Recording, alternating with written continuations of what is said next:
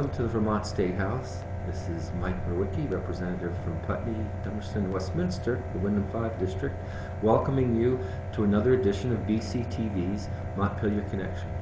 Today's guest is Representative Mollie Burke, one of Brattleboro's 3 representatives. Welcome, Mollie. Thank you. It's very nice to be here.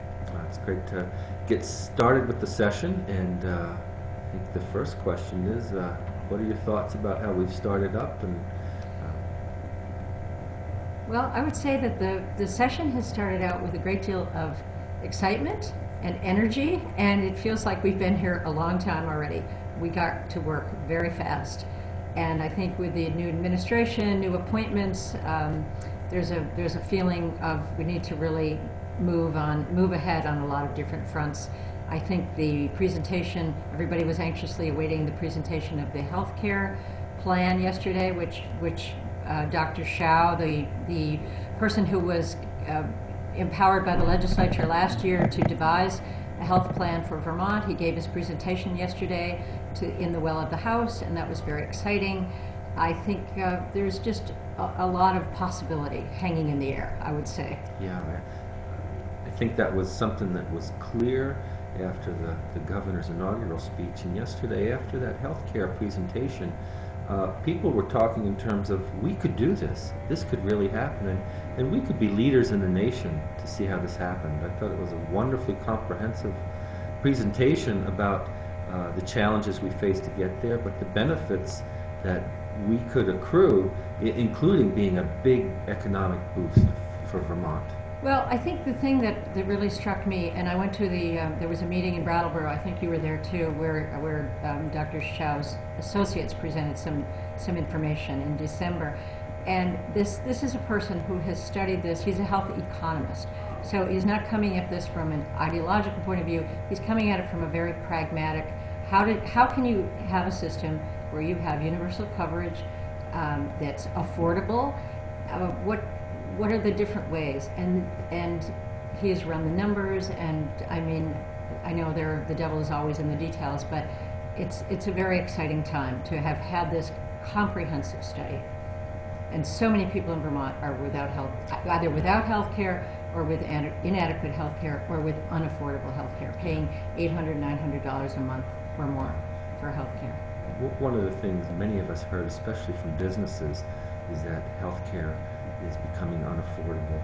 And the first slide on Dr. Shao's report was a graph which basically shows the projected healthcare costs going right off the page. And I think it's evidence we all know and are experiencing that the current trajectory of healthcare and healthcare costs is not sustainable.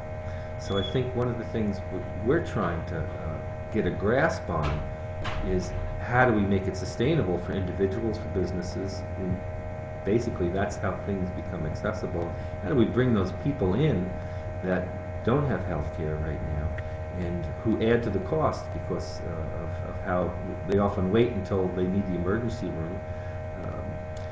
I appreciate also how the governor is really coordinating efforts. The day before Dr. Shao's presentation, we had our Washington delegation here at the State House. Senator Leahy, Senator Sanders, and Congressman Welch were all here working in unison with the governor on how we can get what we need from Washington.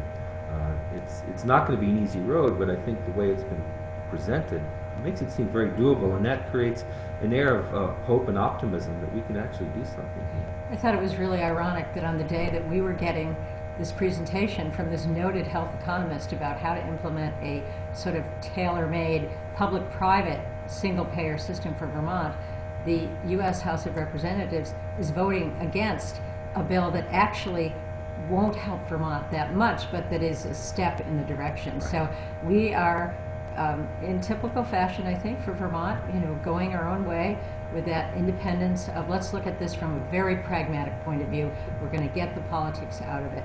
And the other thing I wanted to say about healthcare is it's not only businesses, but municipal budgets. And we have had presentations from the Public Assets Institute saying that actually school spending has not increased all that much over the years. It's the health insurance costs that have gone up astronomically, in some cases 16% per year. No salary goes up that much, no other budget goes up like that. And we have got to get that under control. Municipalities are suffering, roads are suffering, infrastructure is suffering, schools are suffering. And if we could change the way we deliver health care and the way we pay for health care, it would make a significant impact. It's a very comprehensive report. If you go to the legislative website, you can see a link which will take you to the Joint Fiscal Office, where that and other reports in this regard are there. There's also, I have a link on my own webpage, wyndham5.net, for this and a lot of the other information we're looking at. And this is going to be, I think, the big issue that we're going to be working on because it touches so many parts of our lives. You're once again on the Transportation Committee. I am, and very happily so. Well, it's good to have you there because this is another aspect of our lives which touches so many things for so many people. Have you set your agenda? Has the committee set their agenda yet? The committee went around, people took, we went around and talked about our individual priorities for the year, and then the agency came in and talked about theirs, and we are now in the process of hearing from, sort of getting background information before we get the governor's budget on reports that are statutorily mandated from departments like the public transit and the rail and the paving, roadway, and things like that. But the interesting, one of the bills that I'm actually sort of one of my projects this year is I'm working on a bill that's being sponsored principally by, being promoted principally by AARP Vermont, and it's about changing the way we plan for transportation projects in order to accommodate all public transit users and pedestrians of all ages and abilities. And this really addresses our aging population and users and pedestrians of all ages and abilities. And this really addresses our aging population, and it addresses disabled people, but it also addresses the fact that often a transportation project comes in and then later somebody realizes, oh, well, there's this housing project here, but we just repaved the road, but we didn't put a sidewalk in. So the people who thought that they were, getting a place to live close to town can't actually walk to town. So it's really a lot about pre-planning. That Complete Streets is being sponsored and by AARP and a lot of other groups, but it really affects so many people, and it's a different way of looking at it. It's a different way of thinking. We need a new way of thinking about transportation. We need an integrated transportation system, not just dependent upon the automobile, for many, many reasons. For the fact of expense, it's a much higher, people per capita, if low-income people spend a much higher percentage of their income on transportation, having to afford a car. We need better public transit. We do have public transit companies all over the state. They're trying to do a better job. We need more connectivity and for mobility, but also to reduce congestion and the cost of gasoline for economic reasons, for carbon emissions, for many, many reasons. And that's why it was very exciting to have the Deputy Secretary of Transportation come in and talk to our committee, former Representative Sue Minter Waterbury, who is a professional transportation planner, and to come in and talk about the priorities of the agency are really rail, public transit, better mobility, preserving our infrastructure, particularly, the bridges in the state, which are in dire need of repair, some of them. And to feel like the agency and our committee's priorities are very much engaged. And I think in the past, and this sort of reflects an old way of thinking, people thought about transportation as just about paving roads, and we need to just think much more globally. And so, to me, it's a very exciting time to be on the Transportation Committee, and hoping that we can actually make some progress in that direction. I think this is another area where we feel like we're really working in concert with the government. Absolutely. And the administration, and there's some good people being brought on board in transportation and in other areas of government. Looking ahead, are there other pieces of legislation that you're sponsoring or looking to be supportive of? Well, I'm looking at a couple of things. I'm looking at the whole issue of speed zones in school, speed limits in school zones, and that's sort of an issue of whether a municipality has the power on a state road to set a speed limit. I'm looking at some possible legislation about motorized wheelchairs, because some people in Brattleboro asked me about that. And I'm looking at bicycle and pedestrian safety in general and how we can better. There have been a number of accidents on state roads, accidents where there could have been fatalities. And I'm trying to look within the agency, within the Governor's Highway Safety Program, to see if there are ways to get out a better way of educating the public, both bicyclists and pedestrians, bicyclists and motorists, about safe driving, being aware of bicyclists, bicyclists being aware of motorists. So that's one of my sort of long-term projects, is to try to have a better better safety information, better education. And perhaps that might require some other legislation. I was very involved in the passage of the this what we call the Safe Passing Bill last year, which meant that people had to exercise due care when passing a bicyclist. But it just covers one particular issue of bicyclists and motorists sharing the road, and I think that's the operative word: sharing the road. As a bicyclist, I really appreciate that, because the more I bike, the more I get out on the roads, I realize for the most part cars do not have a great awareness for people on a bicycle. So on the other hand, it's up to us cyclists to be as visible as we can, and I have generally wear fluorescent colors when I'm out there, and we need to be more aware of observing the rules. But I think what is true, and it's a whole other issue, is there is more distracted driving. People are, we did ban texting last year. I would be in favor of banning cell phone use while driving. But there are just a general sort of attitude about maybe driving too fast, distracted driving. We're very distracted in our lives. There are multiple things pulling us, and I think it's a really important issue that the state needs to address. Particularly, I feel like it's a responsibility of the state, because these accidents, the ones, sort of some high-profile ones, have happened on state roads. And I agree with the distracted driving. I think we do have a law now that you're supposed to have two hands on the wheel when you're driving. Oh. And I think just enacting that. I bet a lot of people don't even know about that law. And I need to check on that, because if we don't, we should. It's just safe driving. When we're initially trained to be drivers, I think they tell us you're supposed to have two hands on the wheel at all time. I forget if it's 3 and 9 o'clock, but on the steering wheel. But this is just basic safety rules, and if we're not adhering to that, we should. I agree with you. I think we need to look at all manner of distracted driving. And our culture has moved away from that, and I think there needs to be some reminders that can be helpful for that. I just want to add, too, that public transit is another one of my really things I really want to push. There are a lot of people who do not own a car, who need to get to work. We're talking a lot about jobs. How do you hook up?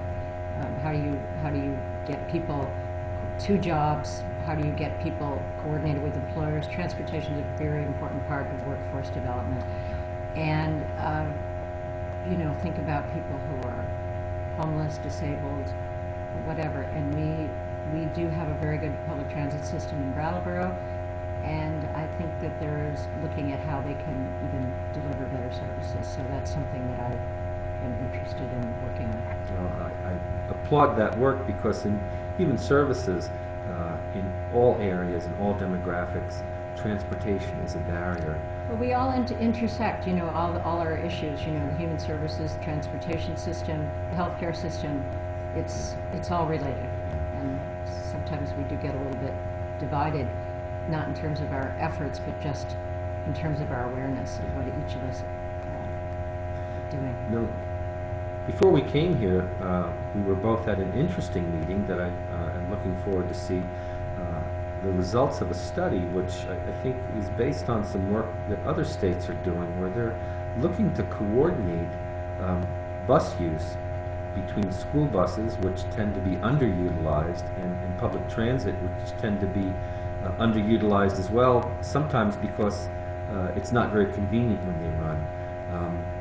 Do you remember that meeting we were at? Yes, and the outcome of that meeting, a number of legislators met with youth services, and this is something that youth services is pushing, because they had done a study of what are the barriers to teenagers leading successful and productive lives, and one of the big barriers with transportation, getting to jobs, getting to meet with friends, particularly for teens who live in the outlying towns.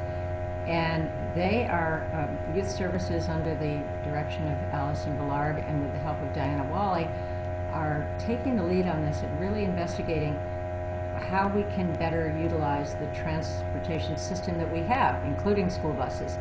And they met with legislators. We all met in December or November, I forget now when it was, but before the session started. And we have all, legislators signed on to a letter they're requesting a study grant from the Jeffords Center to see what might work in this situation. So it's a grant just to study the issue, which I think is really wonderful. And it's from the Jeffords Center, which has a lot of wonderful resources.